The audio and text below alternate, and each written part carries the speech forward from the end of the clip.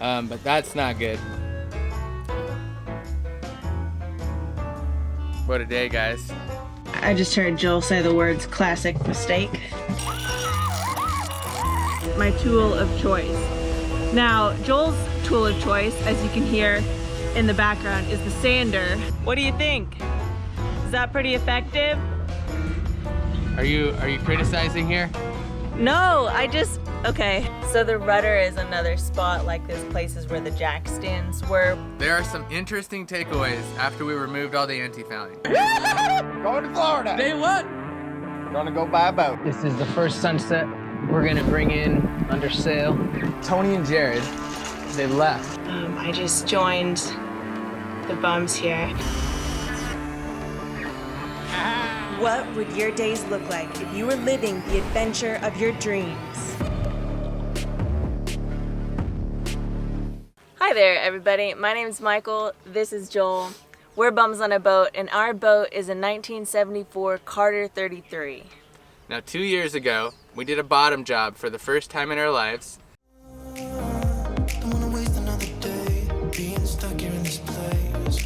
And we're about to uncover what we did and see how well it worked.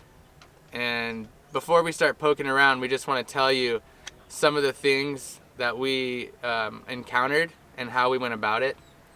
So, our original plan was just to sand the anti-fouling lightly and then just apply a few layers of anti-fouling and then splash and move on. But Michael, what did we quickly discover in the sanding process? Yeah, it was not good. First of all, we went at it with finishing sanders.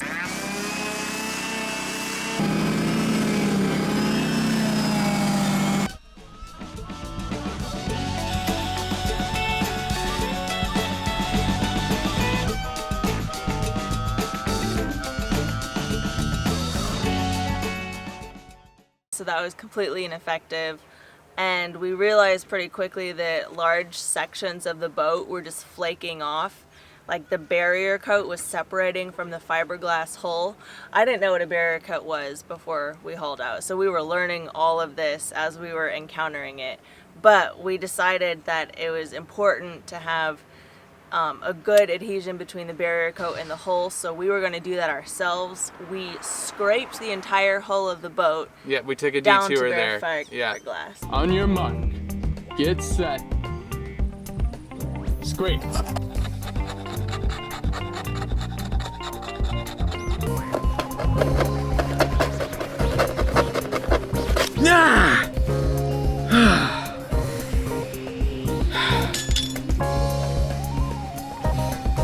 So we used acetone to clean the hull, and there's some other variables there. Some of the parts of the boat were done a little differently. So we're gonna go dig in. We're gonna just remove all of the anti-fouling. Hopefully the barrier coat doesn't come off in this process. If it's coming off, we're prepared to have to redo that all again, and hopefully we learn something and can do it better. So just a little highbrow overview. We're not the ones to really explain this, but the bond between the barrier coat and the hull is a mechanical one, which means that you need to rough it up and you need to degrease it so that the paint can stick. And our concern is that the acetone that we used to degrease the hull wasn't doing the job well enough, because when we hauled out here in Carriacou, we noticed some areas where the barrier coat was flaking off. So we're gonna dig in and we're gonna see what's going on down there.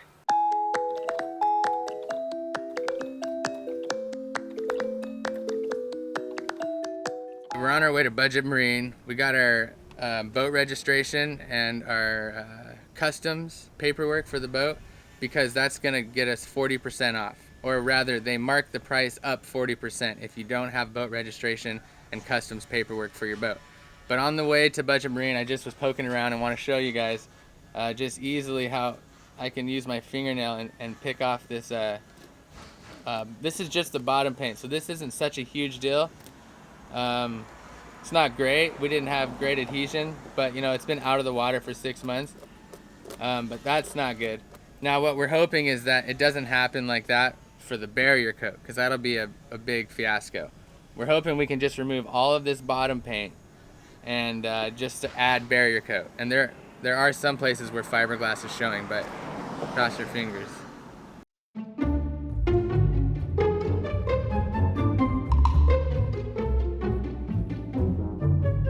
Well, I'm thinking about a spray sock. For your face.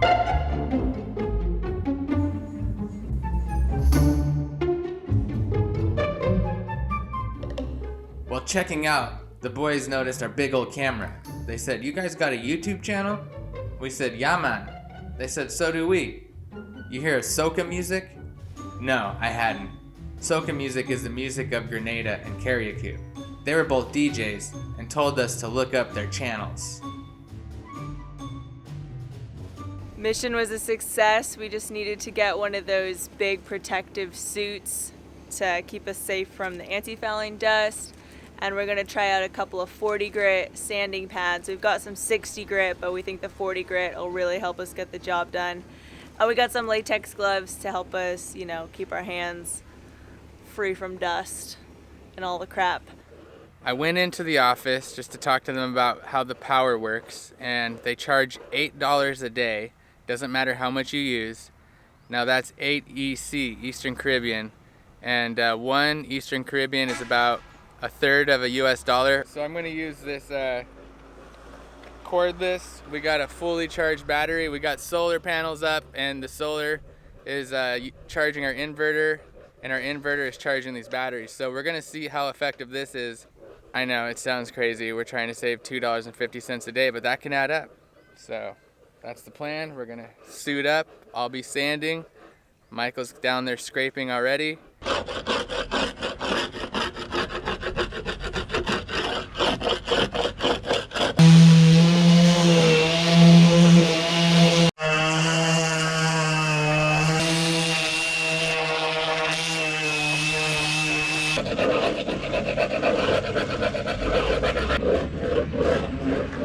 We quickly noticed that sanding was way more intense than scraping, and scraping was way more effective.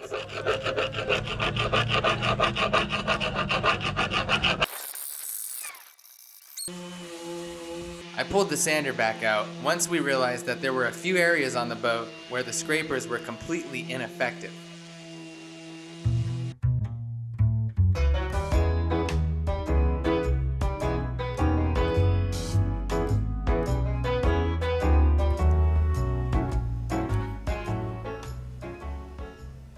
What a day, guys.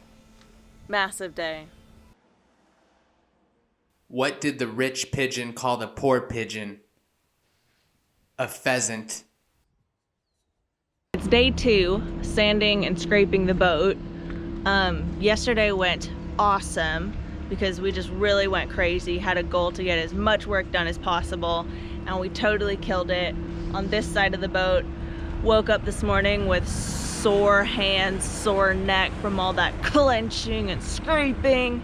Plus Joel had poker night with the boys, so a little bit of a later start today, but we're back at it. We're gonna see what we can do. I'm scraping, Joel's sanding, Lola's supervising. Anything to say, boss? What do you think, boss? Get to work, you bums! Okay. I just heard Joel say the words classic mistake. What's going on, babe? You're making a classic mistake, Frank. You're making a classic mistake. The classic mistake was trying to do 2 projects at one time. Thought this little side project with the generator would be a great idea so we could save 8 EC per day. And Wait, how many dollars is that? 8 EC is almost $3 US. And the thing is that they're leaving for Christmas today. So she said if we get the power, if we would have got it yesterday, we were stuck with it for 3 days, irregardless of if we were going to be using it. So I had this, you know, $3 a day, that's $21 a week. You know, you're getting up there to almost $100 a month that we're saving. Anyways, the classic mistake is doing the 2 projects. Now this generator is leaking fuel, and I got the carburetor apart, and it's just taking our energy, and I really just want to get down there and sand and scrape the boat. So I'm just trying to get this generator to a point where I can put it to the side and get our focus narrowed in on sanding.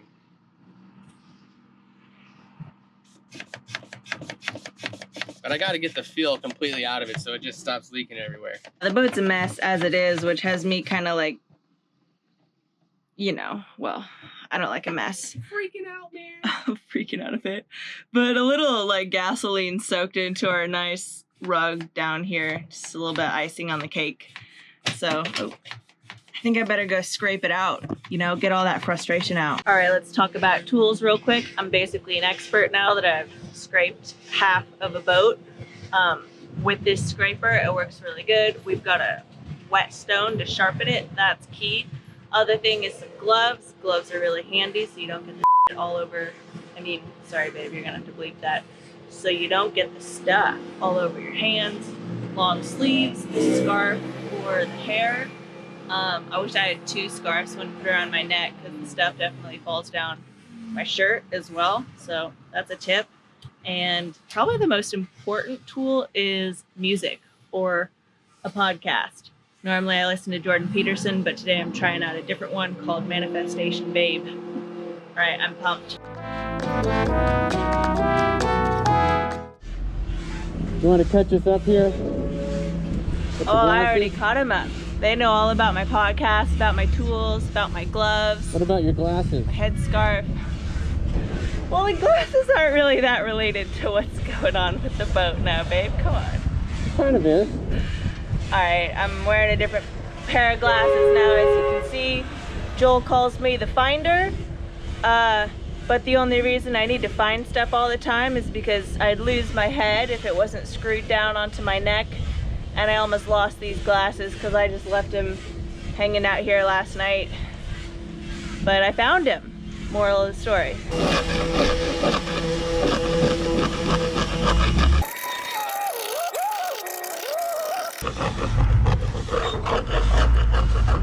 Sorry, did I get you there?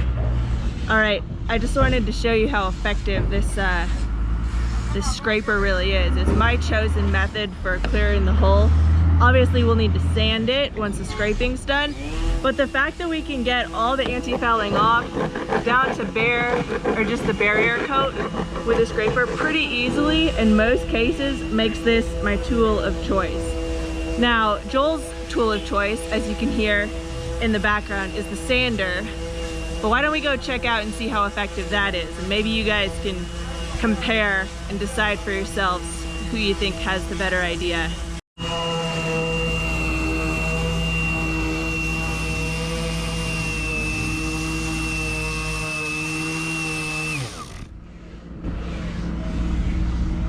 Yeah. What do you think? Is that pretty effective? Is it effective? Yeah. I mean, it's okay. It's really difficult to get this stuff off. Yeah, it's taken quite a while, honestly. Yeah. But So why are you sanding instead of scraping? because this has to come off as well. So at some point we're gonna have to get this off. And it wasn't coming off with the scraper? No, there's no Okay. way. If you want to try to scrape it off, we can show you. Yeah. Are you criticizing here? No, I just, No. all right, okay, so I think Michael Joel's point, is I making guess, a point. is that we need to sand because there's some areas we can't get with the scraper. I was kind of thinking that we could hit it with the scrapers first and then go after it with the sanders, but I guess it's effective to have one of us doing scraping and the other doing sanding. Yeah, I mean, it's all the same. I'm trying to get this tough stuff done. We're gonna have to sand this at some point. Yeah, that does look pretty tough. I didn't get it with the scraper, so. No, it won't come off with a scraper at all.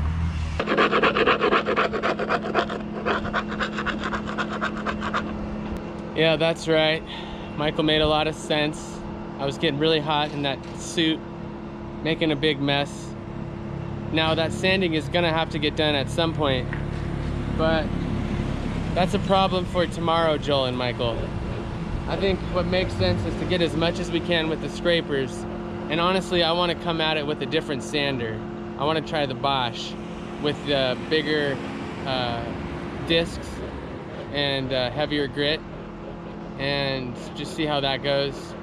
I was getting tired and burnt out, so we're gonna just scrape for a little bit. You know what this reminds me of? Huh. The boat scrape showdown. Welcome to the Boat Scrape Challenge, where somebody's gonna win a prize! What we got here is a 6-inch by 6-inch square, where somebody's gonna get a prize! Oh God. You wanna go? Competition style? Like the old days? Sure, yeah. No, I don't want none. All right.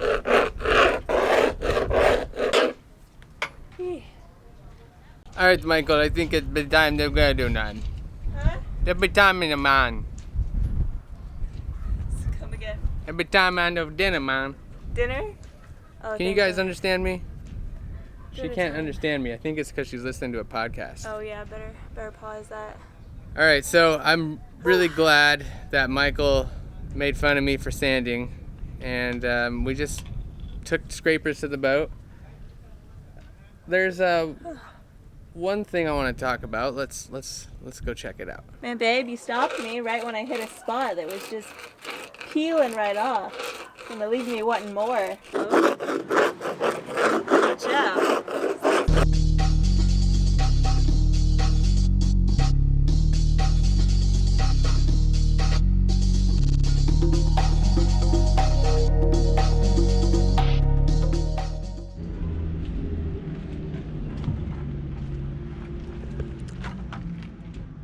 What's the verdict? I think we're pretty much done scraping. Woo! Woo! It's about 2 days. 2 full days. 2 full days of work. It's the 3rd day now, but it's only we still have some time in this day.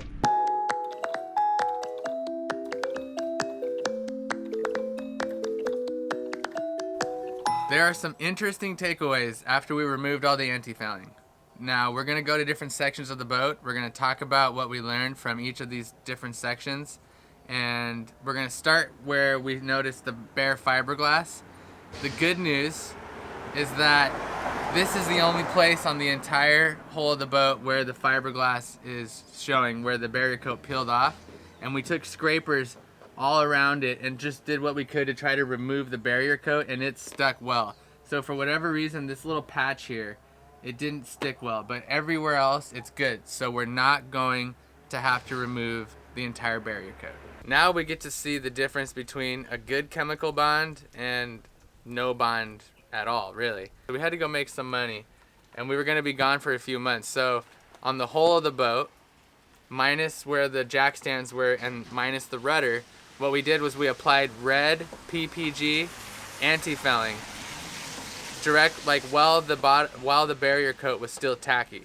So one thing that we were aware of is that certain kinds of paint can sit out of the water and certain kinds can't. And we knew that the red PPG anti-foulant that we put on could stay outside of the water. It didn't have to go directly into the water after it was applied. But the blue stuff we read had to go in the water like within the week that it was applied. So that's why we put the red on. We didn't want to leave the barrier coat out in the sun, and we knew it could sit for a little while. Now we're looking at a good chemical bond. This is one of the areas where the jack stands were, and it's like this every spot where a jack stand was. And where the jack stands were, we didn't put barrier coat or anti-fouling or anything until we had the boat in the lift, and then we sanded and prepped those areas, and we applied, barrier coat, another layer of barrier coat once it, about 2 hours when it was still tacky, another layer of barrier coat, and while it was tacky, we applied the red anti-fouling, a little bit more red anti-fouling, and then we applied blue anti-fouling, all while, it was still tacky. The previous layer was still tacky. And we got a really good chemical bond. We cannot scrape this off at all. It's gonna take some sanders and some hard work to get these areas off.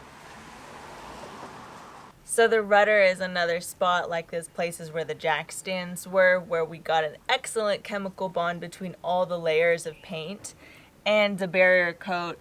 You don't see any chipping or cracking, so the barrier coat seems to be stuck really good to the rudder as well. You can see the areas where we did take a scraper to this and the paint was not flaking off at all. It would come off, a little bit of powder, a little bit of dust, because it is a blade of paint. And we really think that's the play moving forward, is to have a really good bond between all the layers of paint so that when you're ready to do a new bottom job, a new layer, you just go through, you sand it all down, and you clean it up, and then you apply new paint. You don't have to do any scraping. You don't have to, you know, beef up your barrier coat like we're looking at doing now. But we are really glad that it was pretty easy to get down to the barrier coat. We think it's important to have more than about 3 layers of barrier coat. It's a pretty thin barrier coat on our boat. So we're gonna build that up, and then we're gonna put on some new anti-foulant. One thing that I failed to mention was when we returned after 4 months, we didn't want to sand the anti-fouling because then we were gonna, you know, remove the paint that we applied, and that was more money. And so we just cleaned it and applied. So really, I think we would have been okay if we had sanded the entire bottom and then applied the extra coats. We would have been Of okay, anti-fouling. except for the fact that we didn't apply very much paint to begin with, because like we said, we were on a budget, so we just really did the bare minimum, you know, a couple coats of each kind of paint. So we would have just totally sanded off all of that red paint. There would have been a little left, but we were trying to maximize Yeah, the paint. So which you is know, not the play. no, so this worked for us because we hauled out 2 years later. But there was some really good, valuable lessons learned there. So moving forward, we're definitely going to go for that chemical bond. It's going to be a lot of work to get the bottom paint off of the rudder and these places where the jack stands were. But moving forward, that's how we're going to want the bottom of the boat to be.